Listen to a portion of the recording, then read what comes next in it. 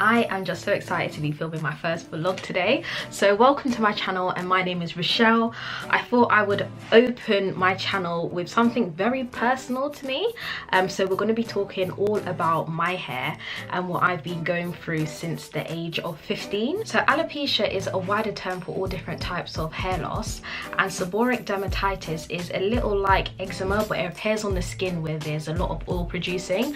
So it'll be like white flakes would just appear all over my scalp and all over my face as well. I was diagnosed and was suffering with since the age of 15. I think 4 months before my 16th birthday, I noticed that my hair was starting to fall out and it was flaking a hell of a lot. So right here above my temple, I had no hair. It was like a large circle. It was like a large circle where it was just bald, and I went crying to my mum, and then we went crying to the doctors, and then crying to the dermatologist, where they had told me that your hair might grow back and it might not, but I had little follicles of hair which were starting to grow back. So at that time when I left the dermatologist, they prescribed me with like shampoos to use for my seborrheic dermatitis. They gave me ointments to put on the patches where I'd lost hair for my alopecia, and I think around 2 months I was using those products, but nothing was working, and I was just so stressed, and I was crying all the time. I think I even went to school, but I used to wear the headbands or the tights around the front of my hair because I was that embarrassed because my hair was falling out. And I think after a while I decided, you know what, Rochelle, maybe start wearing a wig. So I then started to make my own wigs. Wig cap, not a wig actually, a wig cap. And I started to make my own wig caps, and they were okay actually. Then after a while, when I saw my hair growing back and I started to use all different products and I was trialing all of these different things that people around me were recommending and that I saw online, the hair did start to grow back. My hair grew back really long, and I was very happy because I was thinking, girl, you got hair now, you don't need to worry about that. And then my hair started to fall out again, year after year. Every year, either whether it was in summer, before the summer, in the winter, my hair was falling out continuously and it was growing back. So it was falling out and it was growing back, and then I'll have seborrheic dermatitis, and then it would go away and then it would come back. All of these things was just going on so much, and I was in a really bad place. I would stay at home over the weekends. I wouldn't come out my house. My friends would be like, Rochelle, what are you doing? What are you doing? I'll just tell them I'm busy with my mum or something. I was at home probably crying my eyes out and watching EastEnders. So that was really tough. And then in 2016 was the worst year of my life so far with my hair. Seborrheic dermatitis was ruining my life. It was everywhere. I would be at work and it's on my shoulders. I would wake up and it's just flaking. I couldn't control it, and I just said, you know what, enough is enough. I got to a stage, which I'll show you in this picture right now, where my hair was flaking and I had washed my hair and then it started flaking up again. I just started crying. I started screaming down the house. You can ask my mum, and she was like, what's going on, Rochelle, what's going on? Like, my hair won't stop flaking. And that day, that night, I sat down with myself and I said, there must be an easier way.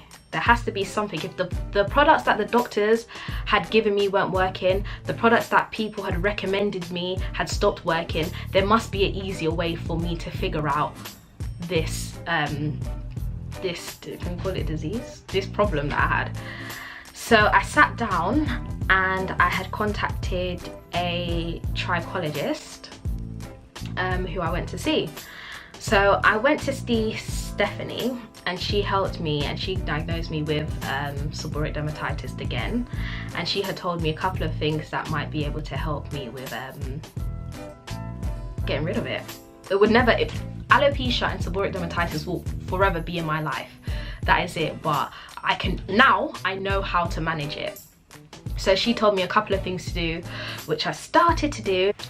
With seborrheic dermatitis, a lot of it had to do with my diet. So I changed my diet. I started drinking 2 to 3 liters of water a day. I cut right down on alcohol. I cut right down on eating anything that contains yeast. And I just started to live a much healthier life, because I would be out with my friends eating Nando's, eating TGIs. I wasn't caring about anything, but I didn't know how these things were affecting my body. And then also I changed the shampoos I was using and all the products I was using in my hair. A lot of people say not to grease your scalp. I stopped greasing my scalp, and then the seborrheic dermatitis would come back. So I started greasing my scalp again. I was like, this is what I used to do when I was a child, so I'm going to continue doing this because it works for me. But I've stopped wearing wigs and weaves because I've realized that those just irritate my scalp, and I had to be doing my hair every 2 weeks again because of the seborrheic dermatitis, and I said I can't keep putting my scalp through that stress. So I just thought, you know what, Rochelle, just stop doing the weaves, stop doing the wigs, and I've just embraced my hair. I've always embraced my natural hair.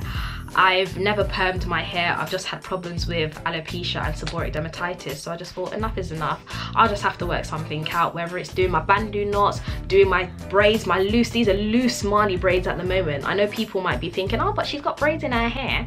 These are loose Marley braids that I do myself, and they do not hurt my scalp whatsoever. And the front of my hair I actually keep out. It's not in braids, so I make sure that it's moisturized every night, even twice a day.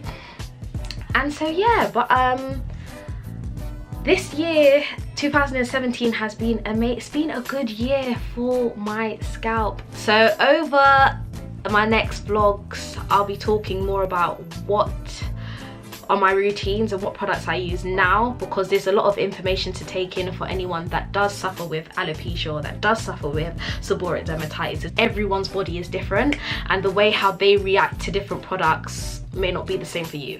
So I'll be giving you all of that information, and I'll be sharing my journey with you. And I hope that everyone's enjoyed this. It's just a quick one just to introduce myself and let you know about stuff that I'm dealing with or at the moment and always dealt with. But yeah, I'll see you next time, guys. Bye. Is that I've come to terms with my hair, what I am and I'm not able to do. I'm not able to slick back my hair like the rest of the girls. I'm not able to wear weaves anymore because it's just, I would have to wash my hair too often, even though I do love a good weave, you know what I mean. But I've just had to work with what I've got and just try to figure it out and find ways to still look damn sexy. Do you know what I mean? So yeah.